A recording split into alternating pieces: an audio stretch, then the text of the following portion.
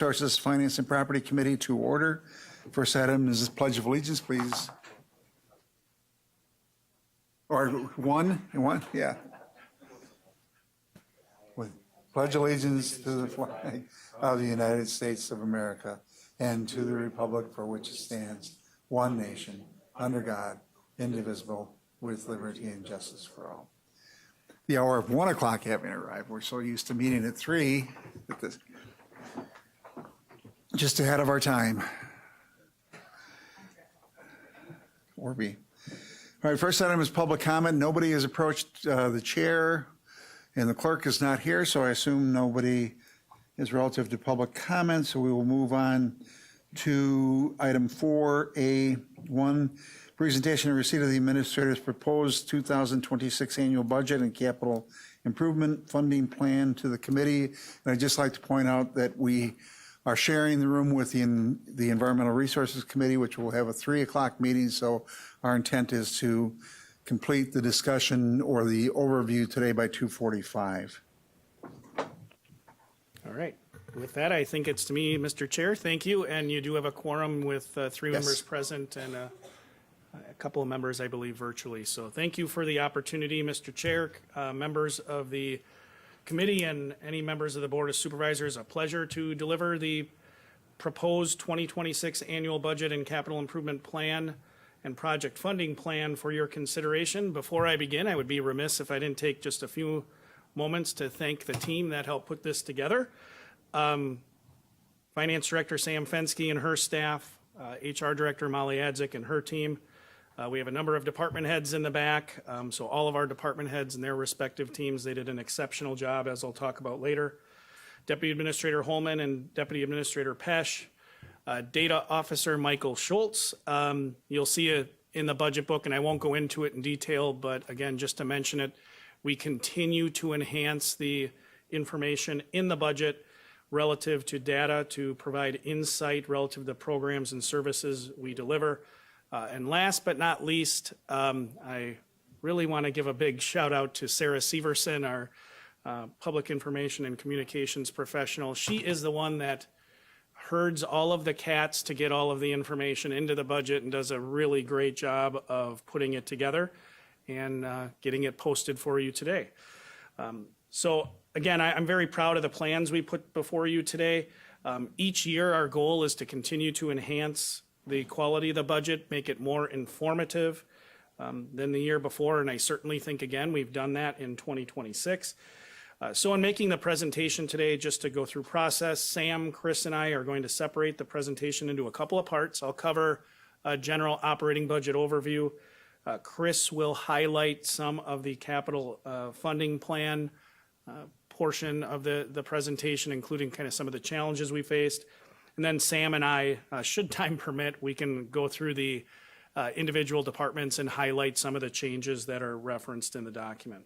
And then hope to also give Chair Robinson some time, should he wish to have it, to review the timeline that the committee and the board is going to have as it continues to consider the budget, both before the public hearing and after. So want to begin with, I'll go through 3 things.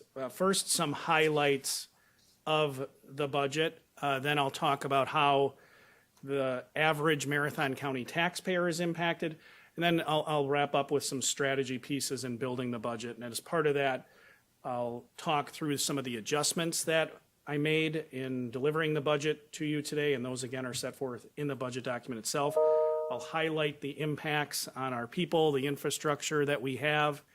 And then last, throughout the presentation, I'll try to highlight a couple areas of risk, as I know that was one of the questions that I had in past budget presentations, and I think it can be helpful as you as a committee and then as the full board start to look at potential considerations relative to changing the proposed budget.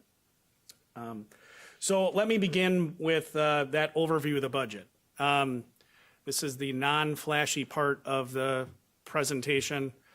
This is a status quo budget, largely status quo. The only significant changes in programs or services are those changes that the board, quite honestly, and the committees directed us to make. To highlight, though, really there are 2. One relates to the minimum revenue guarantee program that was directed to be funded through the budget, and that is funded. I have designated $150,000 within your within your contingency fund has been designated for that purpose. Similarly, some programs and services related to addressing homelessness. Funding specifically for the emergency shelter partnership that the board entered into this year in 2025 with the city of Wausau. For 2026, the total amount of funding needed to do that is $175,000. That is provided for within the budget, and I'll probably get into how exactly that happens. There's essentially $50,000 again designated within your within your contingency fund. We're going to utilize any unspent rollover from this year's allocation, and then I have made cuts within my budget to essentially have the remaining $50,000 funded out of my special projects budget. And then lastly, as it relates to homelessness, there is funding provided for within the budget, as was directed by this committee, for a new position, a public health coordinator within the health department. So apart from those, there really are no significant changes in programs or services. There's no significant changes in service level that were provided for because we didn't get any direction to make those. And of course, there's not any net increase in positions, and I'll talk a fair amount more about that because when you look at the number of funded positions in this year's budget, you'll see a substantial reduction in funded allocated full-time equivalent positions. And I'll talk more about the strategy in doing that. The resounding theme that I hope you're left with today from Chris, Sam, and myself is that every one of our departments really took to heart the direction that we received through the guidance from the board. That was through your budget priorities, your budget assumptions, and your committee and board direction throughout the process, quite honestly, at every stage of the process. Collectively, I would say, and certainly specifically to myself, I greatly appreciated the direction you provided. It assists more than you probably know in building the budget when we have that clarity of direction. I wouldn't say it makes building the budget easy, but it certainly is helpful. And while I'm delivering the proposed budget here today, I want to make very, very clear, this is your budget. This is the county board's budget. It was absolutely shaped by the direction that you provided. So with that introduction, I'll start with what does this mean for the county itself, the message to the taxpayers and the board. I think from an economic standing of our community, a financial position of the county, I think if you look at the budget, you'll leave with the perspective, and I think it's accurate, that those things remain strong. Marathon County relative to economic standing, net new construction in 2025 for purposes of building this budget was 1.61%. That is down from past years. In 2024, our net new construction value is 1.78, and in 2023, we had a particularly good year with 2.32%. Still, as it relates to this year and building the budget, 1.61 is 19th highest in the state of Wisconsin. What does that mean? Well, in terms of, as all of you know, relative to levy limits, in terms of net new construction for us, that equates to about $837,000. When you add in the adjustment for the personal property adjustment, you get to about $1 million of truly new property tax revenue within the operating limit. Not to jump ahead to the challenges we faced, but when you get to the last portion of the budget, there's an appendice page that lays out each of the individual departments and the percentage change in their respective levy budgets. You'll see that the sheriff's office alone went up over 1.2 million. So bit of a challenge when your total amount of new money coming in doesn't cover the increases for one respective department. And I think it highlights again the fact that the comment I made earlier, all of our departments did an exceedingly strong job. You'll see as I go through this, the number of departments that actually held their budgets flat or actually significantly decreased them. But again, our economic standing, I think, is strong. Equalized value in the county increased by almost just shy of 9%. We have strong property values, which is helpful. Our equalized value growth was about 1.535 billion. Also a strong indicator of our local economy is our exceedingly low unemployment rate, and that is highlighted within the budget document itself. When you look across the state of Wisconsin, the unemployment rate across the state really is right around 3%. But in our region with respect to unemployment is significantly more competitive. What does that mean for Marathon County? I think it is a challenge. It's an area of challenge. But again, it speaks to the vitality, the local competitiveness of our labor market. And let me pull it up in the budget document itself.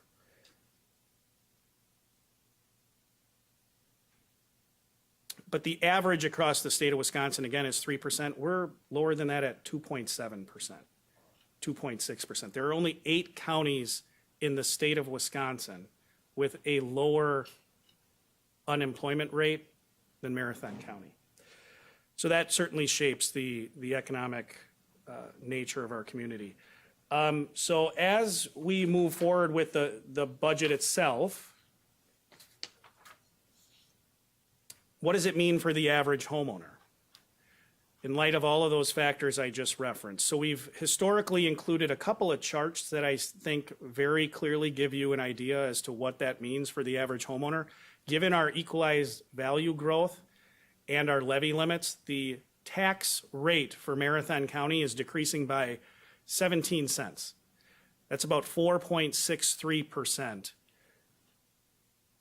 And importantly, I think for the Board of Supervisors, it's helpful to look not only at 2026, but really also consider that in 2025, the board strategically made decisions to hold the overall levy flat as part of your 2025 budget. So that decrease over those 2 years is quite significant in terms of tax rate. You'll see in 2025, the tax rate went down for the average homeowner value home by 8%, again, 4.63% this year. When you look at what that means for the average homeowner, you'll see in 2026, the average property value in Marathon County is about $253,000. Applying that tax rate, what you find is that the overall tax bill from 25 to 26 increased by $33.71. That's about 3.95%. But again, if you think about that over 2 years, because the board made that strategic investment to hold that levy flat, you're less than 2%. In fact, less than 1.9% over that 2-year span annually. I can't think of too many things that over from 2025 to present or through 26 have only gone up 2% a year. So really very sustainable, I should say very low growth in terms of overall tax bill increases. What does that mean for that average homeowner when you think about that tax bill of $886 a year? Now you probably hear me say that and think, well, my tax bill is a lot more than $886 a year. And that is absolutely true, because you need to remember that the county is just one of the multiple taxing entities and taxing districts that comprise your tax bill. In fact, the county is one of the smaller shares. Between 18 and 20% is a good estimate. So that $886 for that average homeowner works out to less than $80 a month. I know a lot of people whose cell phone bill is more than $80 a month. So I think, again, the message to the individual taxpayer within Marathon County is they are getting exceedingly strong value from their local government. When you think about all the services that we provide for individuals from really the day they're born, we're recording a birth certificate in our Register of Deeds office. Through the last day they pass from the earth, they might interact with our medical examiner staff. But whether you're driving on county highways, enjoying our parks, interacting with law enforcement, our social services, using our courts, zoning, that is exceedingly strong value. So to give you some context to that, I did include again in my budget message a little bit of context for our surrounding counties. And you'll see that when you look at our local government peers, we do have the lowest tax rate among those counties in north central Wisconsin, significantly so. And even more instructive, when you look at our per capita expenditures, you'll see that holds true. So in terms of tax rate, statewide, we're the 15th lowest in the state. That's actually, we improved from 16th last year in 24, I should say, to 15th in 25. In central Wisconsin, as I alluded to, our proposed rate of $3.50 is $1.19 below the average rate of the 2025 average rate of our peers. And when you look at per capita spending, it's even a stronger picture. Across the entire state, Marathon County has the 13th lowest per capita expenditures. And what that means when you look at our local government peers, we're about 10% lower than the next closest county and more than 50% lower, again, in per capita expenditures than the highest of our central Wisconsin peers. So again, very strong in terms of overall economic perspective for Marathon County, but also speaks very highly to the efficient government that we have here. So having covered the highlights, let's talk to some strategy about some strategy that underlies the budget. Again, the biggest piece I want to leave you with is that this is your budget. We took great strides to follow the direction we were given, and I'll go through some of those things here in just a minute. But whether it's your budget priorities and guidelines, those are in the document, in an appendix. The budget assumptions, again, in the appendix. The capital guidance you gave in terms of approving the project list and those specific program enhancements that I referenced, like the minimum revenue guarantee program and the homelessness funding, those are in the budget because the county board directed us to do those things. So let's begin with the budget priorities. Again, those are in the document, in an appendix C, specifically Appendix B. The first priority the board identified, its number one priority for us to move forward in building the budget, was to provide for the implementation of our compensation plan update. Department heads felt very strongly. They supported that prioritization, and I certainly can say I do as well. We worked very diligently to implement that. Quite simply, it's vitally necessary. Our external consultants showed we had lagged, our scales had fallen behind.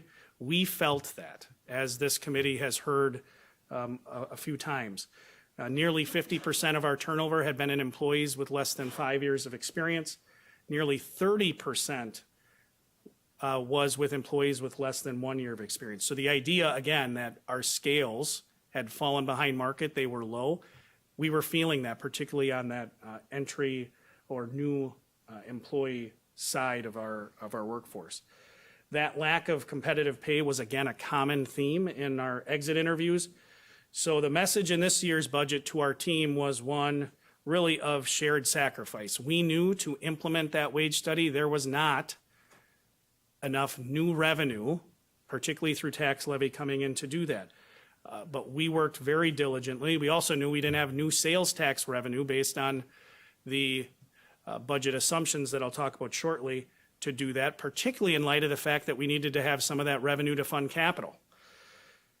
I really can't speak highly enough about the team of department heads that we have. We left no stone unturned. We defunded, again, approximately 15, the equivalent of 15 full-time positions. We sought out efficiencies that I'll talk more about. And really importantly, I think we also sought to align funding streams for positions in a way that was most advantageous to take advantage of, whether it's grant funding or federal or state reimbursement. So that was your top priority, and we followed through on that. Because again, the budget does provide for that implementation. The second priority listed in your budget priority document approved by the Board of Supervisors was no use of general fund reserves for operating costs and debt service. We again, through the budget, we followed through that directive. There is not the use of general fund reserves. The third priority you had was related to health insurance, that the proposed budget should maintain the quality of our health care program currently offered to employees while modifying benefits or increasing premiums to minimize increase on levy. The board set, through your budget assumption setting, a budget assumption of a 6.5% increase. And it did that knowing that our initial renewal rates came back at 9%. So we worked very diligently. We engaged with our consultant, and our consultant worked with our insured GHT, and the market increase, market inflation for healthcare is again between that 8 and 10%. Ultimately, we were able to bring that cost increase within the budget assumption to 6.5%. We did that still while maintaining the investment needed for our on-site and near-site clinic program. Again, we transitioned that program to a new independent provider, striving to control costs, and this committee was intimately involved in those conversations. We are seeing value, which is very good to see. We have high utilization, already over 30%, but we need to see more in 26. We also maintained funding in the 2026 proposed budget for continued broker services. Our current broker has done well, but we need to make sure we're getting best value, in the RFP, going through that process and providing that ongoing funding is the best way to do that. The RFP will go out in the latter half of this year, and we will work with whoever is awarded that RFP to continue to evaluate things like self-funding, to continue to stay on top of our on-site and near-site clinics to ensure that they are delivering value. For perspective, again, I talked about the market, general market inflation for health insurance between that 8 and 10%. As you all know, and for those of you that went to the WCA conference, you heard from a number of other counties, a lot of governments are seeing it far higher than that.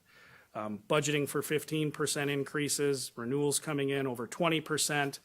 I just had a conversation, or a message I should say, with a colleague just this week. Their renewal rate came in at 24.9%. So they're having to move to a new provider. But I want to be very clear, hopping from provider to provider is not a sustainable approach. We need to control costs through employee behavior and enhanced wellness and health.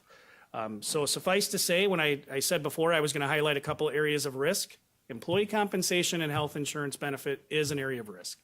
If we don't maintain both of those things, they're not independent, they are certainly related, we need to maintain both, or we will not be able to continue to retain and recruit quality employees, which will absolutely impact our ability to deliver service. So an area of risk that, again, I think in the 2026 proposed budget, we've sufficiently provided for some strategies to address that, most notably the implementation of the compensation plan, but also those broker services and employee clinic funding that I referenced before. Moving on then to the fourth priority in your resolution, the proposed budget should not include any net increase in total positions. As highlighted in a couple of a couple of areas throughout this budget, and as I've already said, I think we clearly have followed through on that intent. All of the new positions that are funded through the proposed budget were addressed and evaluated consistent with section 4.20 of your Code of Ordinances and approved for inclusion in the budget by this committee. They're set forth on page 17. But even more important than the new positions, I want to again highlight within the budget document the approximately 15, the equivalent of 15 FTEs that are not funded and or abolished through this year's budget. This truly was shared sacrifice on the part of department heads to identify those opportunities for efficiency, identify the opportunities where we can strategically hold open vacant positions and think differently about the work that we do. That list of defunded positions is on page 11 of the overall budget message. So again, we delivered on that priority, that fourth priority you identified within your budget priority resolution of not effectively increasing the number of full-time equivalent funded positions. And then lastly, the fifth priority you identified in terms of rank order, relative to operating expenditures, the proposed budget should prioritize necessities and look for efficiencies in delivering services and programs while also seeking to maximize use of non-levy revenue streams to assist in maintaining a sustainable tax levy and levy rate. As I referenced before, we have sought out those efficiencies. Again, department heads did an exceptional job, really leaving no stone unturned. We prioritized essential activities, maximized the non-tax revenues. You'll see that in the fee schedule that is, again, an appendix in your budget to highlight the transparency we have with the fees that we do charge to deliver services. In terms of aligning positions and revenue streams, the best example of that really this year was through the health department, really looking at, I'll pick one area, our environmental health section, really looking to make sure that we have the costs for that program being covered, tying people and their activities to grants. And lastly, I'd say we made a number of delivery model changes. I've highlighted these in past budget presentations, and we've talked about them throughout the year on a number of occasions, but we've made those delivery model changes to be more efficient. Social services, Krista's in the back. You've heard about the desire to move our family visitation services in-house, similar to what we did with the Youth Opportunity Center and intensive supervision services. That will come at a cost savings as well as enhance our oversight. I already talked about the health department, but as it relates to environmental health and the lab, water testing lab, they're doing that a little bit differently to realign resources through a pilot. That pilot is highlighted in the departmental page for the health department. The sheriff's office, we're seeking a new vendor for our out-of-facility transports and out-of-facility supervision. I highlight the increasing medical complexity of the jail population. That's what's driving that. So we're looking to do it differently. And then lastly, as this committee knows, we made a lot of changes as it relates to our addressing of tax delinquent properties. We have cleaned up that list. We've eliminated almost just shy of 30% of the age tax certificates. So really, when you look at that fifth priority in operating expenditures, we've delivered on that. And I'll end with this as it relates to that fifth priority. When you look through the departmental page, I hope to get to it today, but if time doesn't allow, I strongly request you take a look at those year-over-year department budget changes. 2/3, 17 of the 26 departments held their budgets flat, their levy budgets flat, or they were reduced. So department heads were really up to the task. So similarly with respect to your budget assumptions, again, in your packet,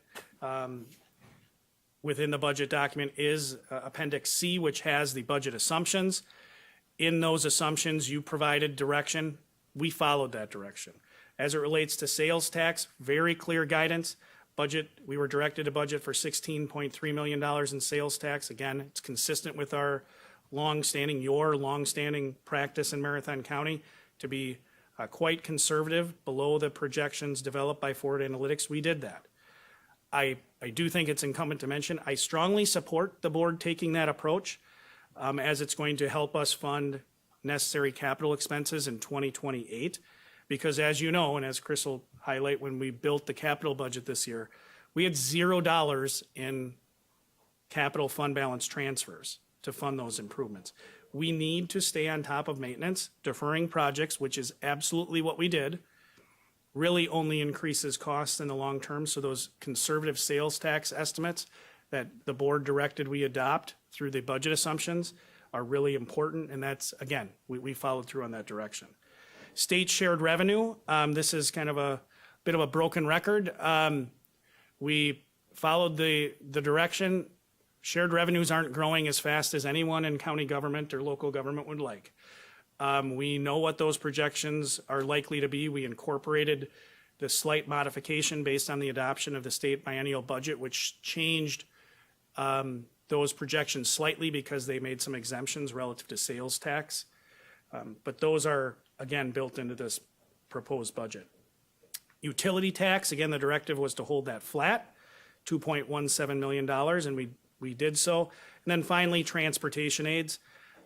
Again, as directed, and it's not going to surprise anyone on this committee, those aids are projected to be essentially flat. And in fact, just very slightly down from the most recent number we got was just very slightly down from what we received this year. So all that to say, the strategy that we used in developing our budget was consistent with the directions we've given, and I think it does importantly, and really more than importantly, critically, make investments in our people. As it relates to investments in infrastructure, to be very blunt, we did have to modify our approach here. Our preferred practice, the board's preferred practice, and this committee a number of years ago, really looked to ensure that we were funding routine and end-of-life maintenance. As we talked about previously, the thought process underlying that is, again, limit long-term costs. When you are replacing IT systems, roofs, and roads consistent with their replacement schedule, elevators, HVAC as well, all those things, you decrease your long-term costs. This year, we had to modify that approach. Our revenue guidance we got from this committee and from the full board, again, was not to build the issuance of new debt into the budget. We did not do that. We got direction not to spend down reserves. Again, we followed through on that as it relates to the general fund. But because of those past uses of general fund reserves, specifically the 2024 loan from the general fund to Bug Tussle, that was in the amount of $8 million, and the amendment of the proposed 2025 budget through your deliberations, there was the decision made to utilize about $1.65 million of reserves to buy down that tax rate that I referenced earlier when I was discussing the homeowner chart. That kept the overall levy flat, and it dramatically reduced the tax rate. The flip side of that coin is that it also significantly reduced the amount of fund balance transfers into capital improvements for this year's budget. So again, we had $0 rolling in to that fund. The historical trends for that fund you can find within the budget document, but certainly one of the areas of challenge and also risk relates to ongoing capital improvements. So as Chris will explain later, this committee, when we proposed to you the initial project list, we switched that approach to truly only funding critical infrastructure. And what does that mean? That means IT infrastructure and security infrastructure within IT, as well as transportation projects that are absolutely necessary to maintain our spending to protect future general transportation aids. That is what is in your capital improvement plan. Other items were moved to on that 5-year plan, they're essentially deferred. So also an area of risk, and I'll talk about this a bit later when we talk about capital improvement planning, particularly for the potential highway shop relocation. There are some strategic decisions to be made, but I'll get into it a bit later. There are absolutely opportunities to continue to modify the budget. That is the board's prerogative. You have that authority.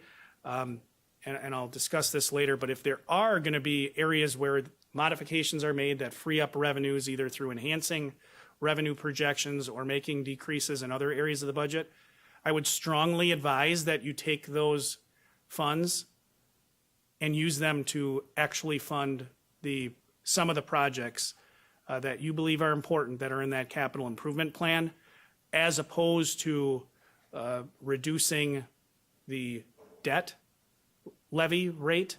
Again, you have, those needs are not going to go away. And again, we need to, if the board is interested in relocating that highway shop, there's a strategy that I think will work, and I can talk more about it later. But to stabilize that tax rate, as was one of your budget priorities, we really need to be thoughtful about managing that levy rate to really not have a sharp increase. So certainly capital is an area of risk. And one other thing, one other area where that's contributed to that risk, and we have a section again in this year's budget to highlight this that Chris put together, is in the area of inflation. Simply put, we continue to have inflation, particularly in, it's not just in our service contracts for things like jail meals, or if we are working with external vendors, those things are getting more expensive, but also materials. Throughout all of our work that we do, particularly in facilities and in our highway department, those things are continue to be more expensive. So we are not anticipating the prices of goods and services to go back to pre-2020 levels. If anyone has insight on that, that's going to happen, let me know. I would love to build that into the budget, but we don't see that happening. Again, another indication of that is your equalized value. The prices of homes, prices of new homes and the value of existing homes within the county, again, your equalized value went up just shy, just a hair under 9%. So that is an area of risk where we do really need to be consistent with our capital funding strategy via those fund balance transfers. Because otherwise, if we continue to defer maintenance, what we'll find is I think we'll be in a similar position that the county found itself in about 2017, 2018, where the board ultimately needed to go out and you borrowed a substantial amount of funding to catch up on that work, which again, we did very well. I'll talk about when you look at the bonding rates we received from 2018 to 2022, a fair amount, but were between 1% and 2%. Some of them between 3 and 4. You are not going to get, the county is not going to get between 1 and 2% on bonding. We have a strategy that I can talk more about, which to rely on our already issued debt, but to mitigate the cost to taxpayers, we really need to be thoughtful and we need to remain consistent with our strategy. So with that, I think I've covered the impact on the average homeowner, investments in our people and our infrastructure. And I think I'll turn it over to Chris to talk about the capital plan that is in the budget document, and I'll pull that up while he makes his way up here. And you do have, if you're pulling it up on your screen, you're going to need to rotate it because it's oriented a little differently.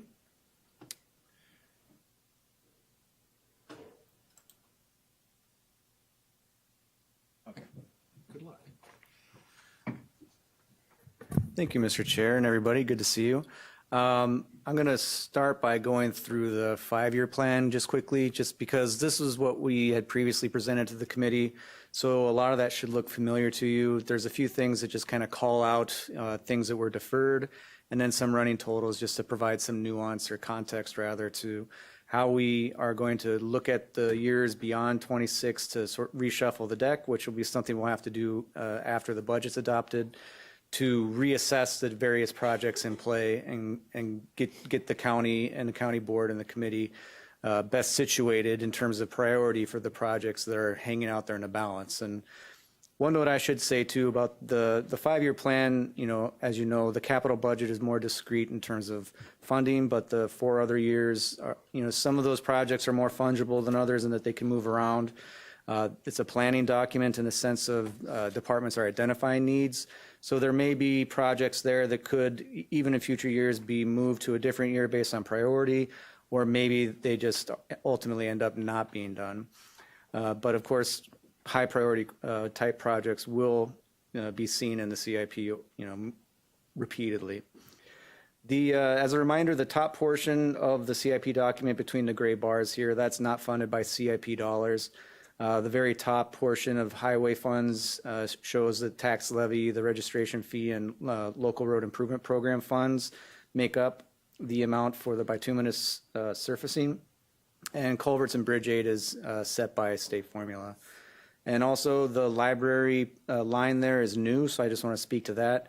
This is an amount of funding within their budget that rolls over each year, so we're just reflecting that within the document. It's not a part of CIP funds as you're typically used to seeing them. And as you know, the Central Wisconsin Airport and Solid Waste departments have their own sort of isolated CIP programs and funding sources, but we keep track of them here as well. Once you get down to the recurring CIP funded projects, more of that, what we see year to year from departments, and look at what to fund, you'll notice that I tried to simplify it a bit and not make the sheet too noisy. The yellow column ultimately will be populated with whatever funding is authorized by the board at the end of the budget process. The green cells are highlighting those projects that were deferred. So you'll see that in the proposed piece, that's a $0 amount, and then that amount was just pushed over to 2027. Now, again, that doesn't necessarily mean that those projects will have to be funded in 27. They may have to move based on that reassessment I mentioned earlier. But ultimately, when you look at the total projects that were deferred, it was almost exactly $5 million in projects. Also, as you know, the projects that Lance mentioned, that we really focused in on were the core projects, whether it was related to IT security, IT platforms. Sometimes certain things end, you got to start a different approach. So those, some of the annual replacement funds, the rolling stock was made whole. We did apply the policy, which generated a 4.48% increase over last year's funding. And then beyond that, the highway road projects take up most of the rest of the funding, I should say the balance. There are a couple highway projects that are listed with zeros, but they're not deferred because they are getting different funding sources. So I put those in bold to show that they're fully funded by the STP Bridge Program or Local Road Improvement Program. You'll also see the highway facility hanging out there. Yes, we have begun some of the initial phases for design, but a lot of the costs around that and timeline are in process of being generated to get a greater focus on what that project will ultimately cost, and that will come back through the board in a different venue. But of course, we will track it here as well. A couple of things that I did call out beyond the deferred projects are highlighted in blue. The blue is just to show you some things that were distorting the bottom line totals so that, if you look down, you'd see a really escalated number. But once you take these blue amounts into consideration, it gives you a truer sense of what the traditional CIP projects are looking like. And specific to the ice arena, there's 3 different lines there, one with a new arena, then 2 with different options if an arena wasn't built.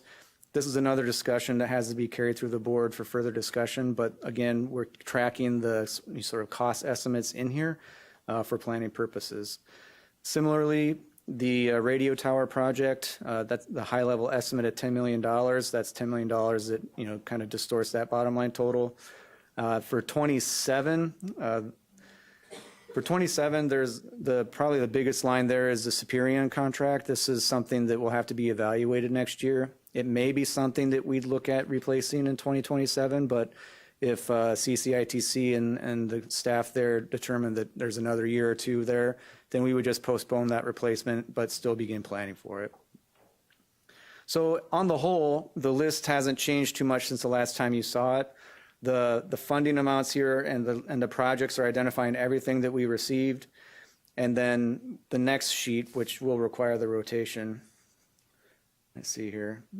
What I did was, there we go, trip around the world, is really just focus in on those projects that we're funding. And so that takes all the other projects that had zeros and others on the 5-year and just focus on where is the money going, what money was available. And just a note on this as well, because the CIP presented a lot of stones to turn over, as Lance referenced, and some of them were much heavier than others. But working with Sam and working with department heads, We were able to find sources of revenue to fund the limited list, which I just covered. But another note on this is that I would say historically, but usually there's also positions that are funded out of the CIP fund. So when you look at the facilities and capital management budget, you'll notice that the personnel costs there are higher. What that's reflecting is a little over $300,000 that wasn't in the CIP fund that we had to make up for part of the personnel costs heading into next year. But as you'll see here, again, the top portion is not funded by the sources that over in this box on the right-hand side. We identified funds in the amount of $500,000 in reallocated CIP funds. These are typical projects that were either CIP funded, with CIP funds, I should say, or ARPA funded. So those projects closed out, and that amount of money was placed in here in this column. Then the sales tax number, this is a number that we pushed into the CIP to account for, roughly half of the overall amount. There's another $500,000 in interest income that we identified to help with the funding. Similarly, a slightly smaller amount with interest on taxes, and then there's a little over $1 million from the Social Improvement Fund. So these amounts on the bottom of the right side table there all amount to the $4.867 million, which is the total of the projects above. The green line at the very bottom incorporates the projects at the very top, just so you can see as a whole what the funds moving forward are looking like, whether that be CIP funds or CIP projects or projects like bituminous surfacing. And the one thing I wanted to speak to here, and you might be wondering why are these cells colored in orange? This is the jail intercom project. It was actually started, the planning and kind of work on that last year to carry out this year. And we have funding in the 2025 CIP budget for that project. But as I've stated before, once we got into that and CCITC had issues that they needed to resolve that were attached to it, and there were additional components to the project that we weren't 100% aware of moving in, then what we discovered is that we needed to get something done that would address all of the issues surrounding this together. So we worked with Administrator Leonard to secure funding from his budget to fund the design of an overall project that incorporates each piece. And the high-level estimate, or I guess it's more of an informed estimate now, from that design team is totaling up to the number for that project in 2026. Now, it's only $350,000, a little over that, in what's being requested, but that's because the $150,000 above for IT is general software replacement. A third of the project in the jail is software replacement. So Jerry was gracious enough to forward those funds towards the project. And similarly, the previously allocated funds are also pooled together. So that $300,000 reflects the balance that makes that phase one of the project fully funded, should it be adopted. The phase one project will take approximately a year to complete. And then phase two, after discussing again with the design team, we were able to move to 27 to take it out of 26 consideration, relieve some funding pressure, and some of the questions of where would the funding come from, so that we could address the phase two portion as a part of next year's budget discussion. Other than that, the numbers are all the same that you saw on the previous sheet, and anything that is allocated at the end of the budget process will get reflected back into the 5-year plan and capital budget. Oops, sorry. In the 2026 adopted column. So that's the final document that I update each year in November, reflecting what's coming in the following year.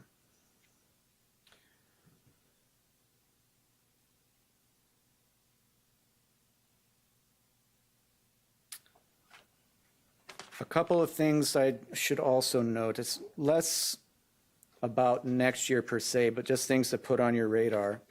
So there's a construction code in Wisconsin has been relying on a system of codes, at least a large majority of them from 2012, 2015. This year the state has updated its code to 2021.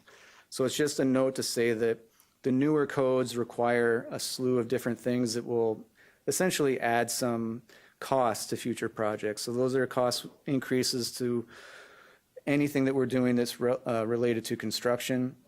There's even an area within that that is related to inspections, and there aren't currently really any vendors in the state to provide these services. So vendors, contractors, everybody in this world is really honing in on what the code changes are and what it means and what sort of resources are going to need to be created so that we can actually be in compliance with the new code. You also heard earlier this year about EPA regulations changing refrigerants in the HVAC world. I did note it in the inflation section, but generally speaking, the components and systems within the new regulations are going to be anywhere from 10 to 30% higher than what we're used to moving forward. And that's going to depend a bit on the component, but also the regulations, the federal regulations call out very specific definitions in terms of when you can just replace one piece of the puzzle or when you have to replace the entire puzzle. So that'll be project specific, but again, some of the costs in the 2027 through 2030, HVAC related items there, we'll have to look back and see, is it just one piece that is actually going to be that amount, or is this one piece now triggering an entire system replacement because it's now, that's the new federal regulation. I should note too that the project closeout funds, that $500,000 on the previous sheet, that's projects that are closed out now. There are other projects in play, they're ongoing, and as those projects continue to close out, then those funds that are left over, if there are any left over, will roll over through the standard process that you're used to seeing. I'm just going to click this real quick.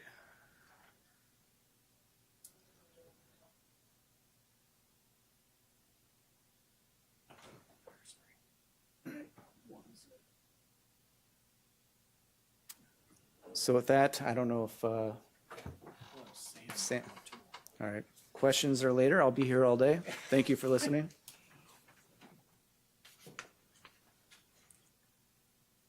All right. In keeping with the rapid fire succession here, Sam and I will take, I referenced already in the departmental budget section. So we'll go through and again at the end, certainly take questions. And if you have anything pressing, feel free to ask now. But you want to come up here, Sam, and we can take each of those. I'll start with administration in terms of, and just orienting you to what's up on the screen on page 173 of your of the proposed budget is a general fund department by budget by department, I should say, and I'm just going to focus on the tax levy difference column on the far right. I'll start with county administration, and then Sam and we can go through all the rest. But generally speaking, the county administration budget reductions are due to a couple of things, and I referenced this throughout the budget, including in the section that talks about adjustments made. We did not provide additional funding as was provided in this year's budget, I should say, for economic development activities. We also made some strategic modifications to our treatment court and justice alternatives budget. Made some reductions there, but at the same time, we saw a lot of increases relative to things like rent for participants, drug testing supplies, what have you. So some slight reductions overall there. And then also we moved to the corporation council's budget $25,000 for outside legal services. And you might ask, why would we do that? Really, that's just an operational change. Your ordinances provide that the corporation council is the only individual in the county that has the ability to hire outside counsel. So it seemed odd to me and to Mike when we were going through this, and to Sam, that we didn't have the budget within his department. So that levy also went to Mike's department, which we'll talk about later. Anything else you want to hit on that one? Not on administration. Oh, and we can take the rest. All right. I'll sit over here. Okay, sorry. Looking at the clerk of courts budget, it's down about $60,000. They did unfund a position. They had additional state funding that was also accommodated for in there. Other kind of budgetary considerations that they had was Westlaw subscription, so that's their legal services subscription for the judges that went up. They also took a look at some of their processes when it comes to pretrials and psychological exams and evaluations. So with the collaboration of Corporation Counsel, they've been able to kind of reduce that. Another thing that has been able to help their budget is when we pass the fund balance policy, we do have a contingency in there that allows them to be a little bit more strict with their budgeting. Going down to conservation planning and zoning. They're down about 82,000 in levy. They looked at their program revenues and really utilized what they had for staffing to maximize the programs that they are required to withhold. They also unfunded a position.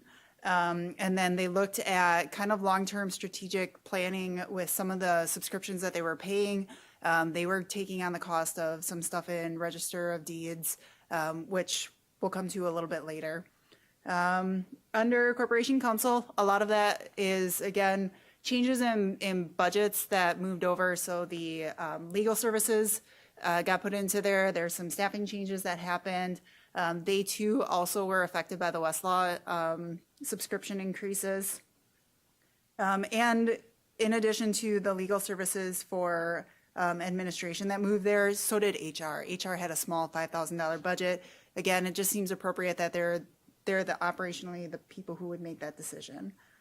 If I can highlight one thing on that budget, I think there's an opportunity. Sam, Mike, and I were discussing how we provide legal services on behalf of some other counties as well, based on our multi-county approach to behavioral health. So we provide limited legal services on behalf of Langlade and Lincoln County, really making sure, and you'll see this discussed more broadly in the budget, where we do those sort of things, where we are members of a multi-county department, things like the ADRC, Aging Disability Resource Center of Central Wisconsin, or the Central Wisconsin Airport, or our Solid Waste Department, which is really Shawano and Portage County, as well as Marathon, our Parks Department, which is, bless you, which is, we provide services to the city of Wausau. Really trying to drive home the idea of, are we ensuring that we're capturing all of the indirect costs associated with that? So some of that, what Sam talked about, is really trying to get at that. We're going to do the same thing with respect to Lincoln and Langlade. Just something to stay on top of. I don't think we're in a bad place. And those sort of things are really important and have served us well when we do form those multi-entity departments. We just need to make sure that, quite honestly, all the members are pulling their fair weight. On to the county board. So when we looked at the county board budget, we went through and kind of looked at the historical trends and were able to reduce some expenditures that haven't really been spent in the last several years, which is why you see a cost savings in there. Under county clerk, an important thing to note is it is a high election year next year, so she does have additional revenues coming in from billing out to the different municipalities. She also did work on maximizing some of her revenue sources for things that they, like passport pictures was one of them, marriage licenses, and then looked at some of her contracts and expenditures there again, kind of aligning them with an actual realized curve there. Another place that she reduced was on her machinery and equipment. Moving down to the county treasurer, this budget is going to look substantially different this year because we moved it more to an operational budget. This budget historically has had a lot of county funds, like state shared revenue and utility tax, things like that, that really support as an offset to levy. So we move that down a little bit further. It's the second one from the bottom, non-departmental, to account for things that aren't necessarily attributable to one specific department. And I think that, again, that was credit to Sam, her idea to do that. It really makes it more transparent. It's organized like the other departments are. So you, are seeing a realistic layout of what their operating expenditures really are. And I think it'll help us moving forward with budgeting in that office. All right, on to the DA. The district attorney also had some different changes in accounting structure. Historically, because this is a general fund that we're looking at right now, they do have something called Chapter 950, which is for their victim witness program. It used to be split between the grants fund and the district attorney's fund, but because it's hard to, it's not dollar for dollar, you know, we report $10, they pay us $10. We just kind of put all of our expenditures there, and then the state reimburses us what the state will reimburse us. So it made it a little bit easier. Again, in line with transparency, you can see their state funding within their budget. It made sense to move it there. So you do see that change over there in correlation with just personnel changes. They did have an increase there. District attorney also has, which you'll see later on, or you'll see in their departmental, they had a substantial amount of grants next year. So their budget did increase overall to accommodate for that, especially with wages. It's the COSAP. One other thing I'll add with the district attorney, we had, I think, a very productive conversation about really being diligent in monitoring that budget, and particularly our billings with respect to a couple of things. They bill for discovery, for compiling that and sending that out as part of the court process. To be very transparent, I anticipate that is going to be more of a challenge moving forward based on some conversations that I just heard about this week that are happening at the state level relative to limiting discovery reimbursements for local district attorneys' offices. But the converse of that is a program that I think is very innovative and has served us well, and that is our program where we have what I'll call our prelim, not what I'll call, it is called our prelim testifier program, where it really helps local law enforcement by not having individual law enforcement departments have to have officers come in on overtime or the next morning following a late shift to testify. We take advantage of some of the flexibility afforded under Wisconsin statute relative to utilization of the hearsay exception, and we have individuals, casual staff that perform that function. That works very well. The benefit to local law enforcement is to not incur that expense. The responsibility we have is to really track those expenses closely for that casual position and bill out based on utilization to those respective law enforcement agencies. And I think we have an opportunity to be a little bit more fine-tuned there, so we increase some revenue projections on that side to manage that increase that you see on the DA's budget. On to emergency management. Emergency management does have grant funding, but the reason that you see an increase in their budget this year is for 2026 is in 2025, we accounted for $30,000 of equipment sale. That will not occur again this year. So again, even though it looks like it's an increase, it's consistent with what was in the prior year. Under facilities and capital management, that budget took on $303,000 in wages that were historically charged to CIP because the funding's not there. They took that in there. They did unfund a position. They looked through the different accounts that they had and kind of adjusted them based on realized experience, and then found cost savings around fuel and maintenance solutions. There is some variability in there as we have some new facilities that we're unsure of yet regarding like the morgue, what that electric bill will be. So it was just kind of based on an educated guess. Moving on to finance, that budget, the levy portion of it remained flat. Large portion of that was due to benefit change. And then the other part was utilizing the indirect costing allocation. And we did that in multiple departments for HR, for corporation counsel, finance. I don't think we did anything in administration. again, it's a way to make sure that we're capturing the costs that are associated with the services we provide. And that is specifically referenced in the section of the budget book where it talks about adjustments made to balance the budget. I think we made a big stride this year in kind of, increasing our recovery of what Sam referred to as the support services that we provide to those multi-entity departments. That said, we had a productive conversation with the consultant that does those indirect cost plans and support service plans, not only for Marathon County, but I think he does them for most of the state of Wisconsin, or a substantial part of the state of Wisconsin, to really try to get a long-term, sustainable, but also easy to apply methodology to do that moving forward. Moving on to the health department. The health department, again, really looked at their budget and utilized program revenues. They did unfund the position, and the other important thing to note here is a lot of the COVID grants ceased. They no longer are available that they were operating under. With that said, they still came in under prior year request. And I would add, it's not only unfunding the one position, and Sam referenced aligning revenue streams. We unfunded 2 positions, but we shifted the funding from one of those positions to that priority identified by the Health and Human Services Committee relative to addressing homelessness, that public health coordinator position. So again, health department, you'll see if you look to one of the appendices is our fee structure.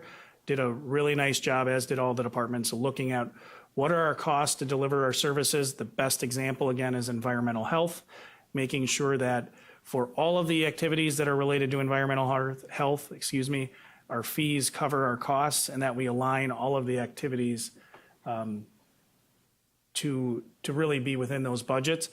Also, when you read the health departmental summary, you'll see that they are piloting reallocating some resources.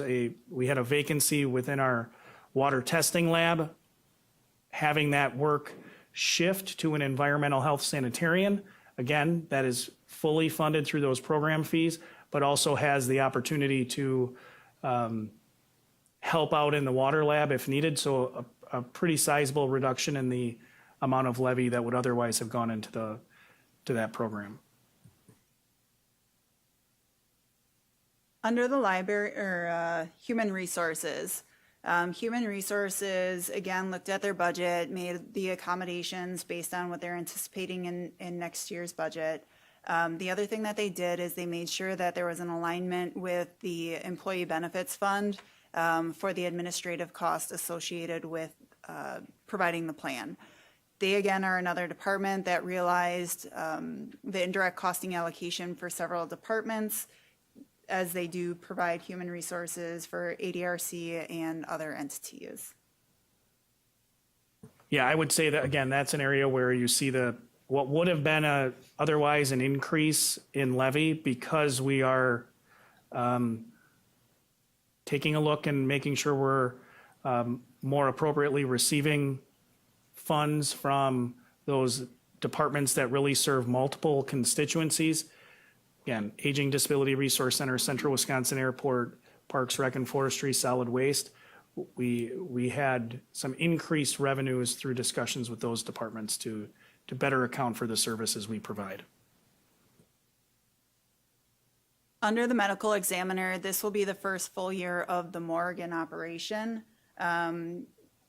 There are a substantial amount of revenues that are in there, but there is an increase as there is changes to the structure of the medical examiner. They did look at their staffing and took some creative approaches to minimize the impact. Do you have anything else to talk about? Sure. Another area where, if you look to the fee structure at the in one of the appendices, you'll see, and the board just approved the creation of some new fees.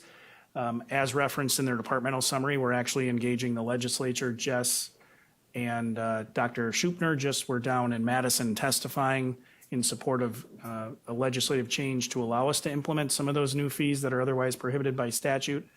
So another area where we really did try to look, okay, what are the fees for service? These are fees that are being charged to, if it's an out-of-county autopsy that we're performing, making sure we're covering our costs and accurately charting the projected revenues. I would say this is an area of risk.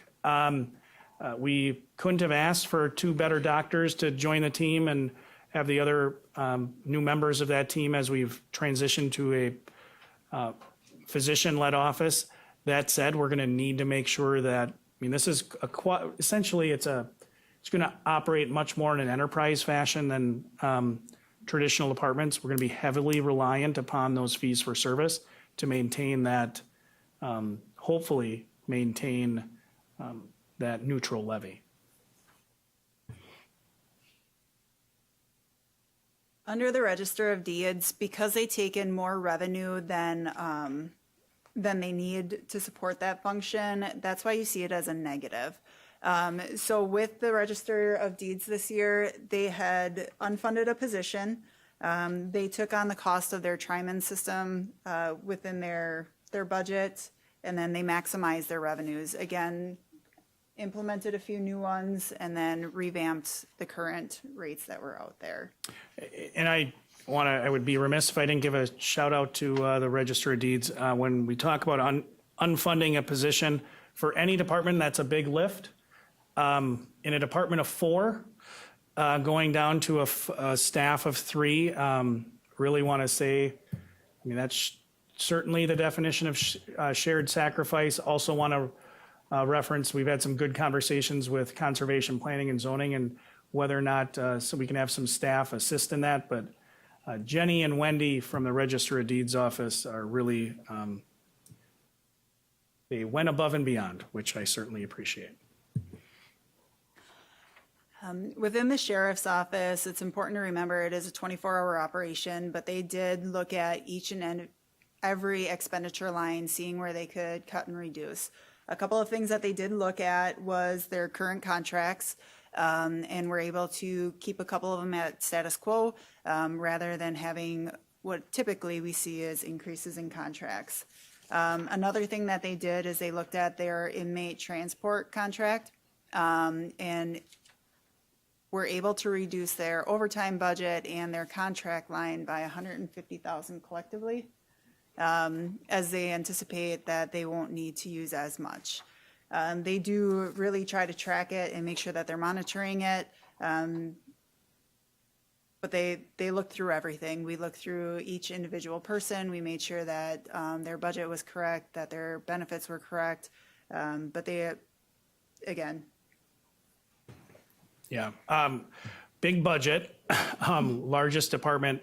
Just to highlight on some points Sam made, we also did budget for attrition in that department, both a combination of communications and corrections.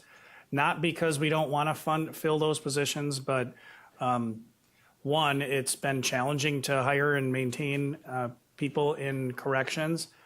So rather than having we wanted to budget accurately, and we certainly know we're going to need to use some overtime in the corrections area based on our past experience. But we also thought it appropriate to budget for attrition within the sheriff's office. The other thing I want to highlight that Sam talked about, this is an area where we have seen a lot of pressures as it relates to contracts and increases. I can't recall if I brought this discussion to this committee, but certainly we've talked about it internally with the sheriff's office. Service provision for things like body cameras and tasers. The providers that we had, that we currently have, and that we've used in 2025 and previous, we went out for RFP to look at, to control those costs. Needless to say, the vendor that I think if costs were immaterial, that we would have liked to go with, that would have been a 300% increase in cost. So, and when I'm talking, what does that mean? It's not 300% when I was going to spend $1. It was 300% on spending just shy of 200. So going over $600,000, which of course, credit to the sheriff's office and corporation counsel for being innovative and also being collaborative in light of the budget constraints we do have, because of course, fiscal reality is material. We actually continued that contract. We're going to need to be creative. That's not unique as it relates to law enforcement. Other sheriff's offices and law enforcement entities are seeing similar pressures. But to highlight Sam's point, they really have done well to try to look at what are the service contracts that we have. Are there innovative ways to look at those things? I highlight within the budget message, again, I reference the medical complexity of our inmates that continues to increase and some of the challenges that pose. I don't know what a creative solution looks like for housing inmates in a manner that, one, and most importantly, maintains public safety, because that's a must, but also allows for some opportunity for us to better control costs. When you talk about, public health benefits are suspended when you're incarcerated, if people didn't know that. So what we end up paying is the Medicaid rate for those services, as opposed to if someone has public care, if they're on Badger Care or what have you, those would otherwise be paid. That stops when you go to jail. And some of the medications that our inmates require, or the medical procedures that they require, the medications can be thousands of dollars a month. That's on top of course, the housing we spend to have them incarcerated. But then also you have complex medical procedures. We have inmates that require all things from kidney dialysis to cancer. So those things can be a real challenge to budget. And I think we've done well, but I'm a big fan of thinking outside the box and trying to come up with new solutions. I just don't know what those are, but just foreshadowing some of the conversations I think we'll need to have in the future. Under the UW extension, they came with a very creative solution with their contract in order to reduce the cost while maintaining a pretty similar programmatic level. Yeah, I mean, I can take ownership for that. I mean, that's one of those areas where I indicated I was going to modify that contract relative to administrative support, and we found collectively with working with Extension a creative solution to what I think is maintain the support they need. Credit to Sam's department. They're going to assist with UW Extension leadership to process necessary invoices and get those things entered.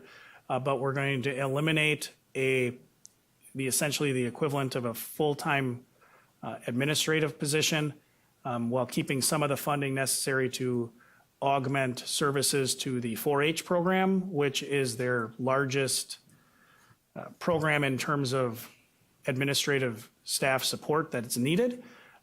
So that accounts for that relatively significant reduction of $40,000 in their levy budget. Under the next one is veteran service. In the veterans budget, we did move a 0.75 FTE to 1.0 to accommodate some of the staffing needs that were required. In addition to that, they did look at their operational levy and kind of, again, came up with some creative solutions to make sure that they minimize the increase to levy. Additionally, they did have some veteran service officer state money that came in a little bit higher than last year, couple hundred, maybe 1,000.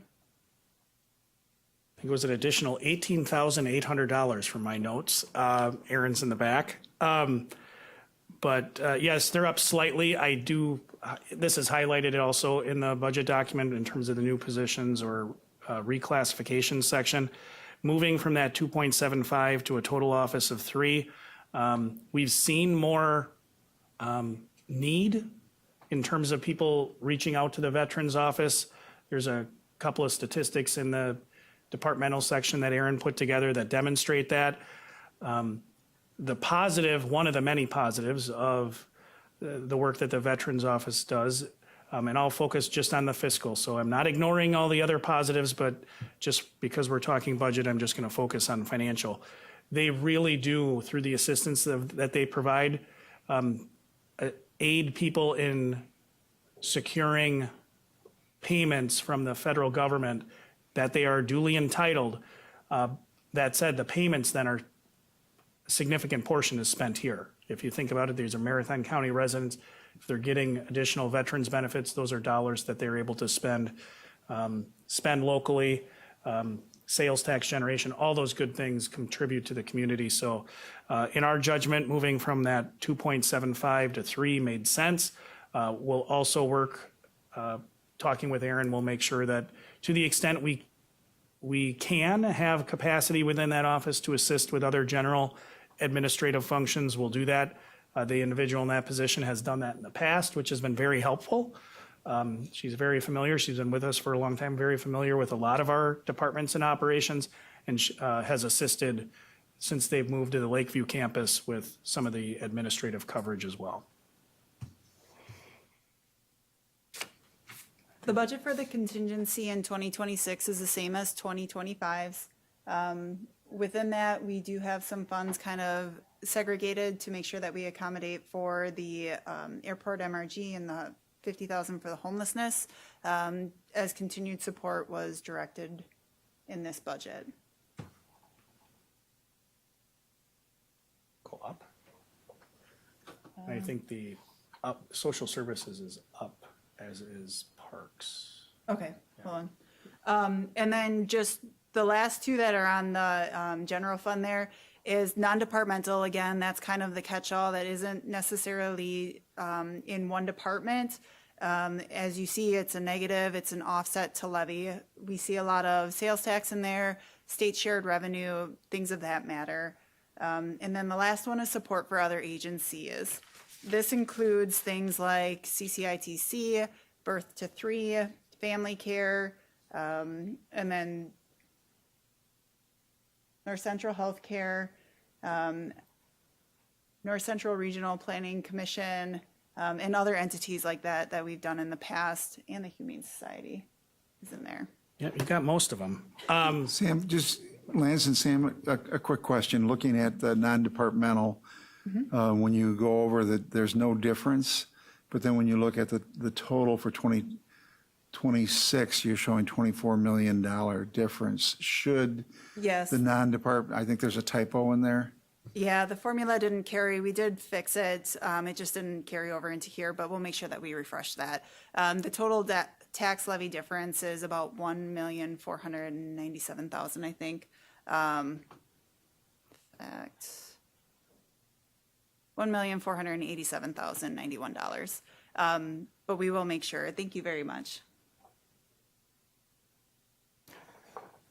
So if we want to go through, we can just talk at a high level. You'll see each of the departmental pages have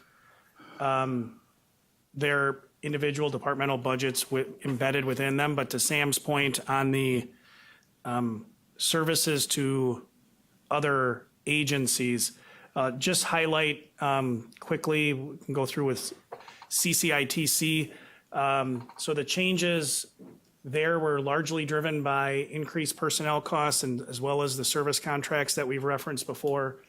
You know, we don't get to negotiate with Microsoft when they're saying that the license cost is going to go up. We pretty much have to pay what we have to pay. We have that security infrastructure.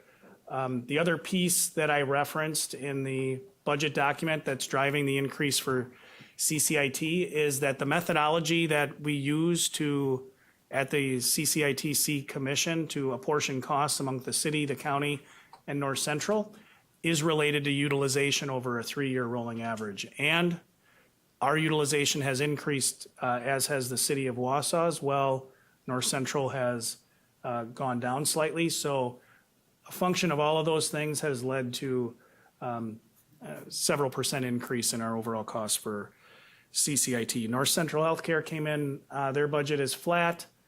ADRC, similarly flat. Who else am I missing?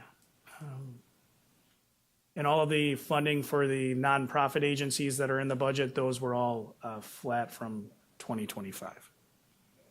I think that takes us to Parks and Social Services. So under the Social Improvement Fund, they came in flat on their levy. Part of their strategy there is a little less conservative on out-of-home placements because we have that reserve that's there, that $400,000. They were very creative with some of their solutions, such as contracting with the Sheriff's Department for a bed for juvenile detention, just to make sure that we have a place to put a child should we need to. And then they had other things.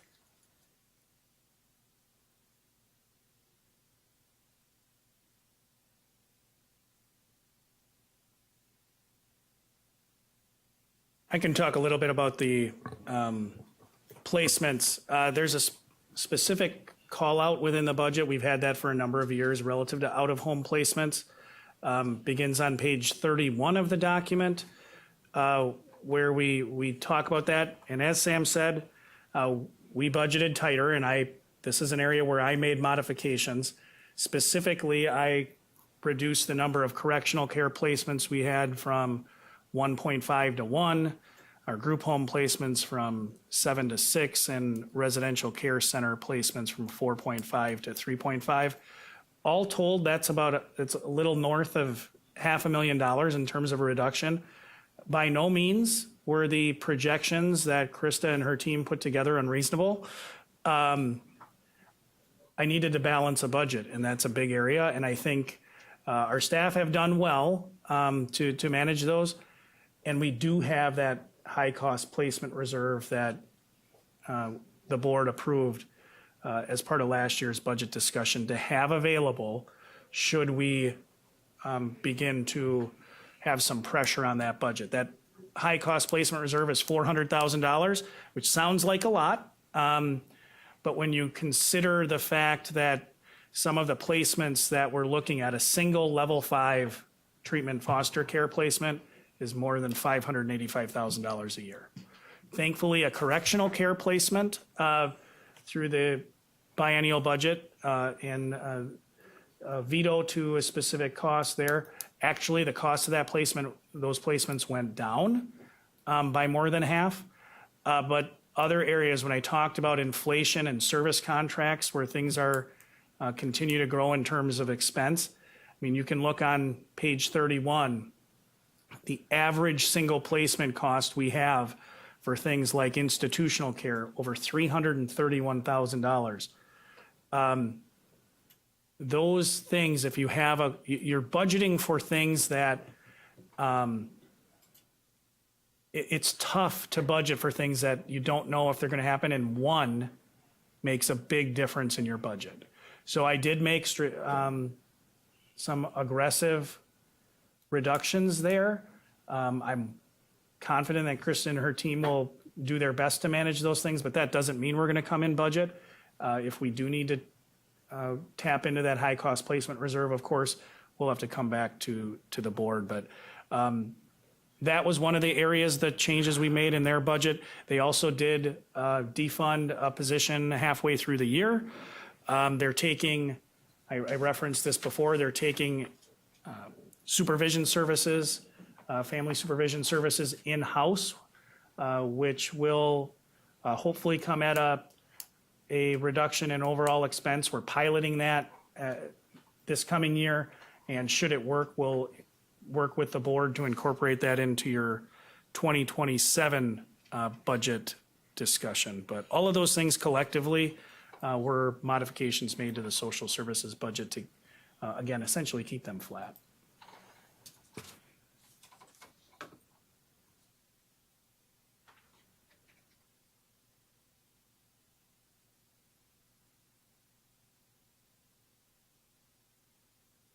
Next is the Parks Fund. The Parks utilized increase in program revenues. They also do accommodate for $50,000 for indirect costing for HR services. Overall, their levy came in less than it did last year by $45,000. Again, taking that look at what they had available for their program revenues, staffing changes to utilize to maximum effort. And I would encourage you, if you look at the fees for service appendix, you might see some areas and Candace helped a lot with this, going through and just kind of checking where our fees were. Some of the parks fees, you may recall specifically for ICE revenues and ICE charges, you actually modified those in calendar year 25. So we tried to note that because otherwise it might look as though those fees didn't increase, but they were increased in calendar year 25. So the increase to 26 is specifically noted on there that it's not within that 7.5% range. There's an explanation. But otherwise, as Sam said, they really did go through and between they didn't fund one position within their department, which certainly helped their overall budget, but also really looking at fees for service and aligning staff work to those revenue streams.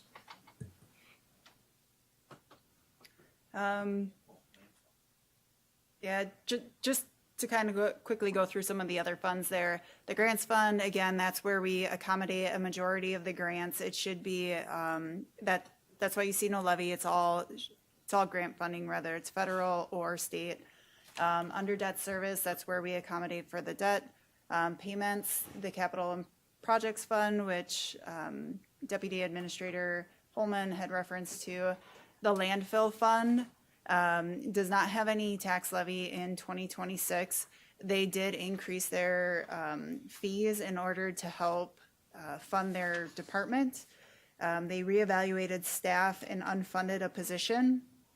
They adjusted they're anticipating adjusting weekend hours to save on overtime and equipment cost for certain periods throughout the year.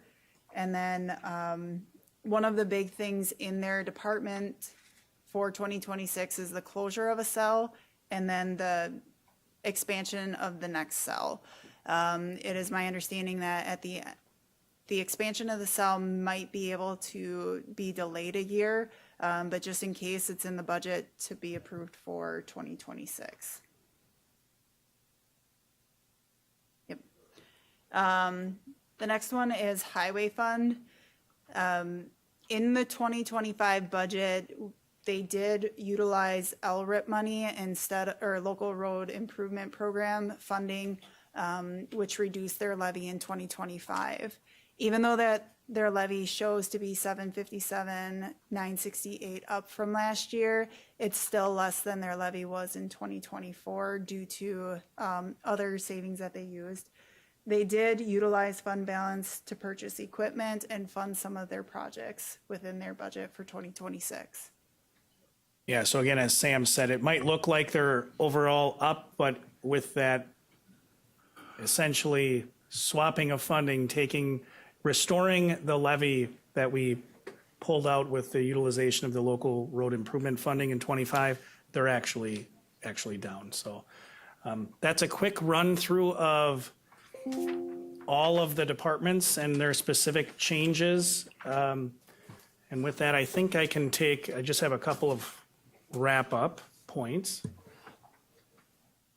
Sam? Thank you. So like I said, in putting the budget together, our team really, I think, delivered a document to you. There's still work to be done, and the board certainly has that in front of it. I just want to close with a point about the potential modification. As you look for those areas, again, whether they're modifying revenue projections or making modifications to budgets, I would strongly encourage you to look at that capital improvement plan that Chris put together, because we need to make sure we're sustainable there. Again, deferring that maintenance work really will just cost us long-term. And I want to move then to the highway shop. I have a sheet here, bear with me.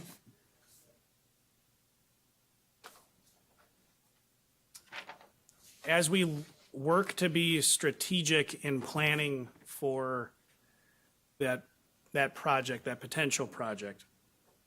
The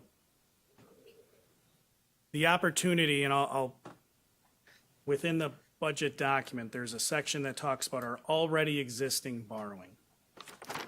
Specifically, it's on page 15 is a summary of our borrowing that we've done for work at the Lakeview campus. Borrowing for Central Wisconsin Airport is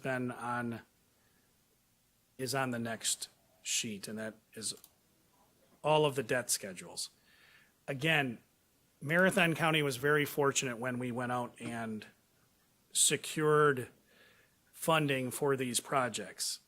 Your interest rates are between 1% and 2% for a number of those issuances, between 3% and 4% for a couple more.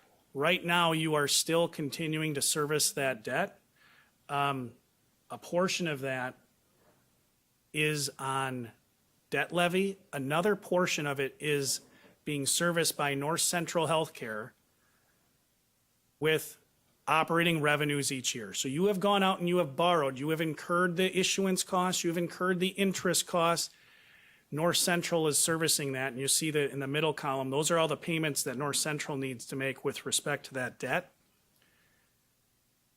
The strategy that we've been working on and still needs to be fleshed out is the ability to take that already issued debt, it is general obligation debt, move that to debt service, and take the funds that are otherwise available from North Central to service the debt and use that to avoid having to borrow to fund a highway shop. Now, again, just for context, these numbers, I can guarantee one thing, they're going to be wrong. But right now, the board has designated $30 million within the highway reserve for that project.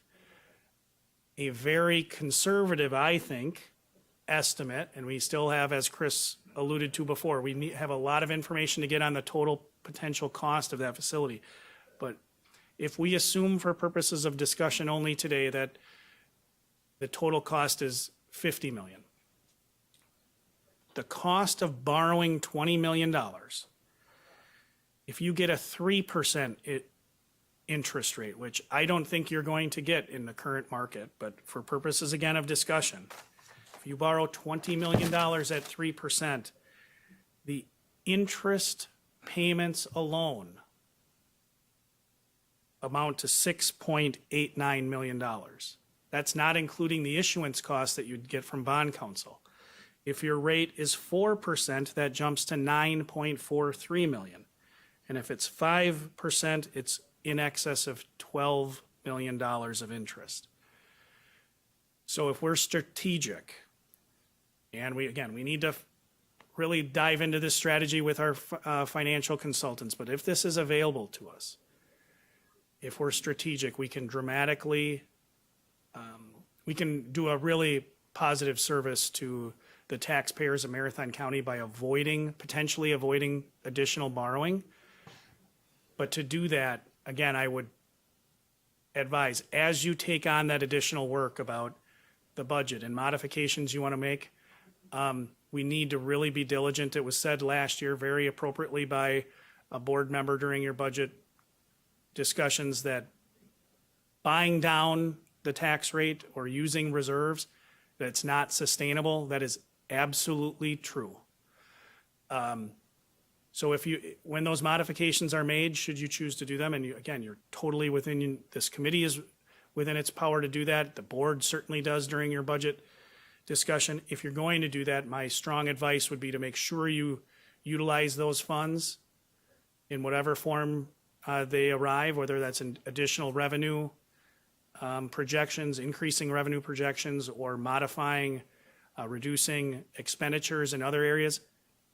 Be sure to address the capital needs we have, because as Chris said, remember, we're funding just shy of $5 million in the proposed budget. Your need is above that, and you have other needs that are coming in the future.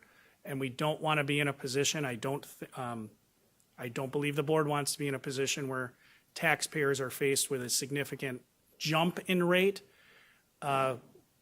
We'd much prefer to provide taxpayers a sustainable levy and a sustainable rate. So with all of that said, again, I'm very proud to present this budget to this committee and to the full board. I can't say enough about the team that worked to put it together. Across the board, everyone really stepped up and tried to deliver on the priorities that the board had. So with that, Mr. Chair, I'll turn it over to you for any questions and certainly any motions that would be to accept the 2026 proposed budget. All right, we've got about 5 minutes before we need to be done. I just would like to, before we do, just get into the budget process. Yesterday, the Human Resources, Finance, and Property Committee met with the Portage County Finance Committee relative to the 2026 budget, and pursuant to the 1977 resolution, that budget was adopted, and it's $4,616,000, which is not reflected in the documents. The one item affecting Central Wisconsin Airport that is that the fund for expanded services. I would like to just quickly go through the schedule. The budget is being presented to us today with the expectation that we would accept the budget. It would then change from the administrator's budget to the county board's budget. And I want to thank the administrator and administration for coming in with a thoughtful budget. Between now and next week, the committees will have an opportunity to have a presentation on the budget. There will be an opportunity to have an initial round of amendments to the budget prior to publication. This committee will be meeting on both October 8th to go over the budget in more detail and address your questions. And then we will meet again on the 13th to consider any amendments, including our own, and authorize publication of the budget for the public hearing. We will meet again on the 28th of October. On November 3rd, there will be the public hearing on the budget where the public will be able to provide comments. The committees, again, will be going through and making recommendations. The deadline for those changes and amendments to be considered by this committee would be November 7th. And then this committee will meet on November 10th to finalize our recommendations to the county board, which will meet on the 11th for approval of both the budget and the capital improvement plan. That schedule is in the packet and was sent out to the entire county board yesterday, but we look forward to input from the various standing committees for those departments under their purview, as well as look forward to comments from the public relative to the finalization of this budget. So with that schedule in mind, I think the thing that we need to do is change this from the administrators to the county board's budget, and that is done through a motion to accept. Supervisor Lemmer. I would make that motion. Supervisor Lemmer moves to accept the budget. Chair Gibbs seconds. Any discussion on the budget? If not, all those in favor of accepting the budget will signify by saying aye. Aye. Opposed, no. That motion carries. With that, our next meeting is next Wednesday. Chair Gibbs. Just a point of clarification. So, Chris, I'm looking at the projection on the 5-year CIP plan, and am I understanding it correctly that we've got just short of 17 million without any ice arena costs in projections on capital projects that are, some of which are pushed off from this year because of the unavailability of capital projects or capital funding for 2027? Is that accurate? Yeah, I mean, the 27 number is showing that $18 million figure, so 5 of that is deferred, so that would be a true sense of 13, but then the Superior line is in there as well at 3.5. So really, if that gets delayed, then you're looking closer to 10 in terms of a normal expectation. And then some of the line items in there also would be, would go under more scrutiny as part of that capital budget process. But the point being that, there's clearly a significant amount of projects that were pushed off this year simply because there was no funding, and that we need to be cognizant of that as we start looking at this budget in more detail, since it's now, once it's the board's budget, but we need to be cognizant of that fact that significant capital costs are at least on the horizon, and some of them are a continuation of projects that are going to be started this year that potentially would require continuation on next year and on the following year's budget, 27's budget. Thank you.